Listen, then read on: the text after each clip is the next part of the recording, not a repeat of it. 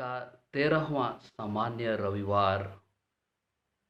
आज का पहला पाठ प्रज्ञा ग्रंथ अध्याय 1 पद संख्याएं 13 से 15 और अध्याय 2 पद संख्याएं 23 और 24 से ली गई है। इसमें हम सुनते हैं, ईश्वर ने हमारी सृष्टि मृत्यु के लिए नहीं की, परंतु इसीलिए की कि हम अस्तित्व में बने रहें।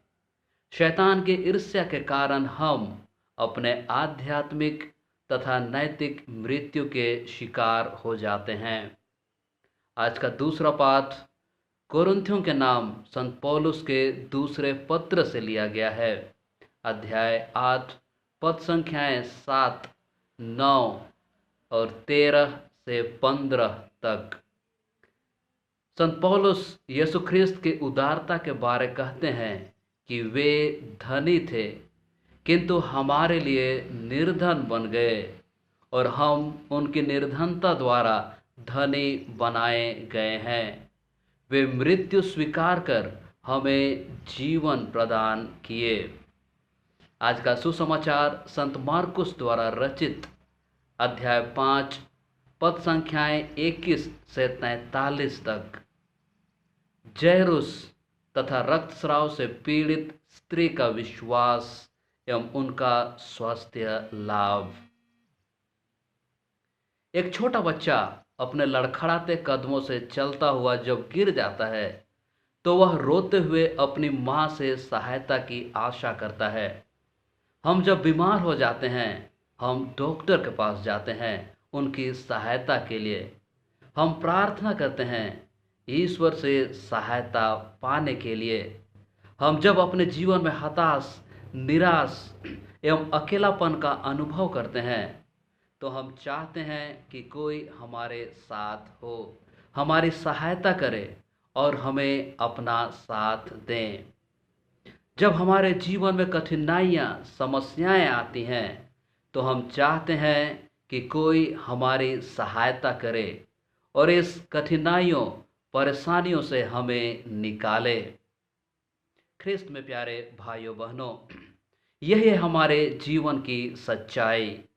हम छोटे हों, बड़े हों, धनवान हों, निर्धन हों, जब हम शारीरिक या आध्यात्मिक तौर पर गिर जाते हैं तो हमें निश्चित रूप से सहायता की आवश्यकता होती है, जिससे कि हम शारीरिक एवं आध्यात्मिक गिरे हुएपन से उठ सकें, चंगाई पा सकें। आज हो सकता है हम शारीरिक रूप से कमज़ोर हैं, चारों ओर कोरोना महामारी का प्रकोप है, हम बीमार हैं। हो सकता है आध्यात्मिक रूप से बुरी आदतों, बुरे संबंध तथा पापमय जीवन में गिर गए हों और हमारे इस परिस्थिति में हमें भी आवश्यकता है कि हमें कोई सहायता करे, हमें कोई उठाए। और हमें उठाने वाला कौन हो सकता है? हमें सचमुच में उठाने वाला वो ही हो सकते हैं जो स्वयं मृत्यु पर भी विजय पाकर जी उठ चुके हैं, और वो हैं हमारे प्रभु यीशु ख्रिस्त। यीशु ख्रिस्त गिरे हुओं को उठाने के लिए आए।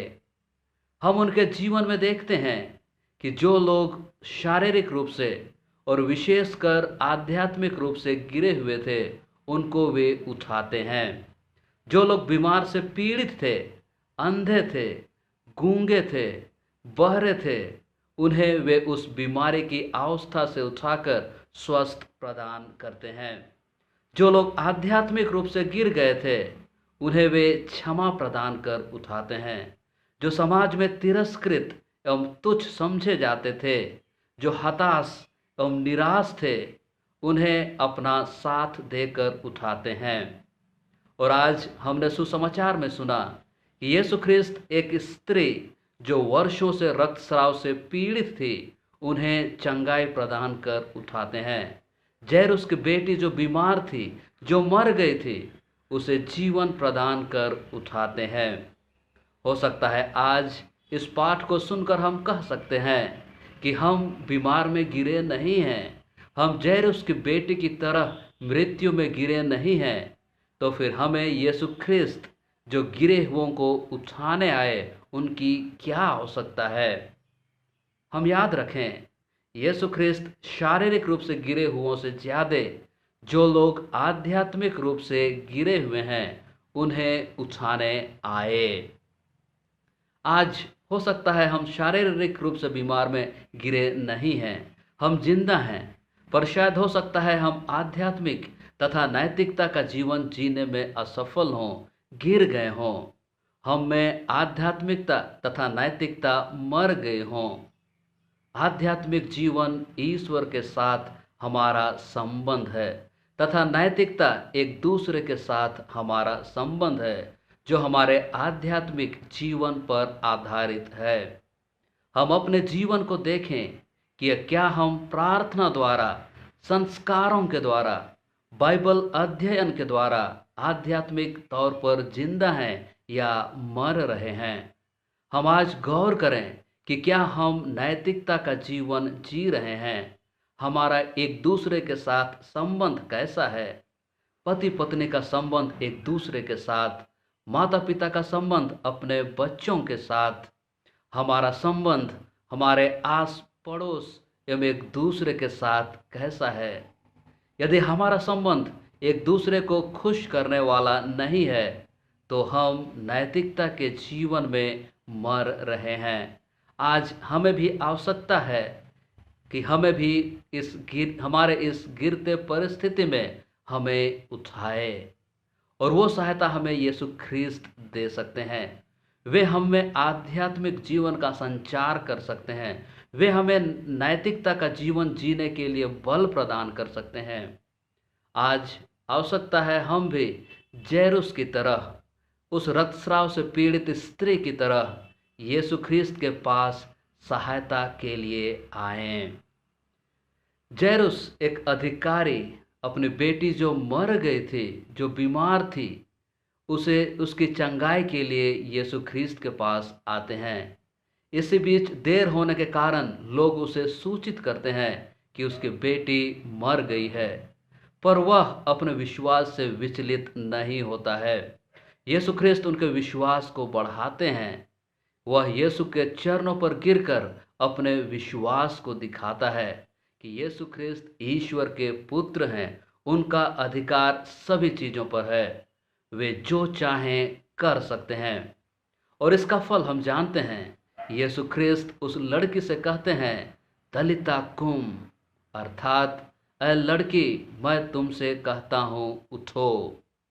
रक्तस्राव से पीड़ित स्त्री जो अशुद्ध समझी जाती थी, जो अनेकों वैद्यों के पास इलाज के लिए जा चुकी थी, पर उसकी स्थिति जस के तस ही बनी हुई थी।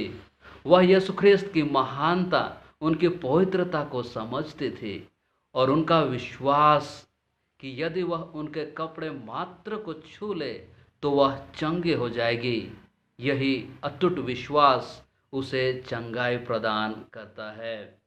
चलिए हम प्रार्थना करें।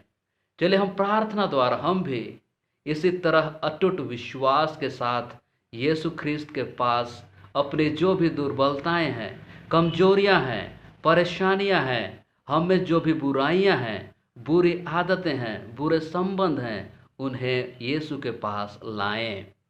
यीशु ख्रिस्त जो हमारे बीच उपस्थित हैं, जो हमारे मन और दिल में हैं, वे हम गिरे हुओं को उठाएंगे।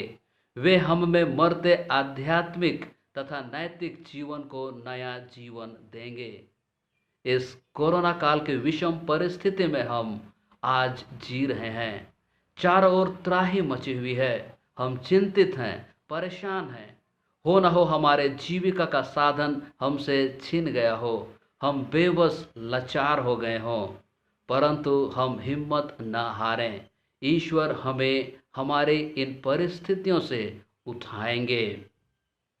प्यारे भाइयों बहनों, हम यह भी याद रखें, जिस तरह ईश्वर हम गिरे हुओं को उठाते हैं, ठीक उसी प्रकार हमें भी आज्ञा देते हैं कि हम भी जो आर्थिक रूप से कमज़ोर हैं, गिरे हुए हैं, हमारे आसपास, हमारे आस पड़ोस, हमारे परिचित, हमारे संबंधी, हम उन्हें अपने शारीरिक श्रम द्वारा, अपने सांत्वना के वचनों द्वारा, तथा हर संभव आर्थिक सहायता देकर उनकी मदद करें, उन्हें उठाएं। यही सच्चे ख्रिस्तीयता की पहचान है। ईश्वर हमें उठाएं और हम दूसरों को उठाएं, और इस नेक कार्य करने में ईश्वर हमें आशीष दें। आमीन।